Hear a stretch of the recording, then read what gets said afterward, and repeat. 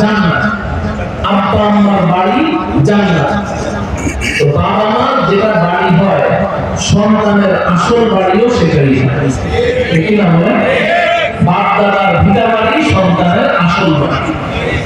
এই জন্য আমরা তো এটা ঢাকা শহরের ভিতরে আছি, সিটির ভিতরে আছি। আজকে সমাজে আমরা নামাজ পড়তে পড়তে কপালে দাগ করে দিচ্ছি, কিন্তু দুর্নীতি, ঘুষ আর সুদ আর এই সমস্ত অন্যায় এগুলো ছাড়তে পারছি না।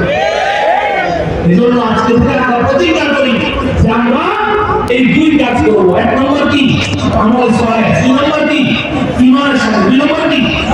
আল্লাহর ওয়াদা কয়টা? দুইটা। আল্লাহর ওয়াদা কয়টা?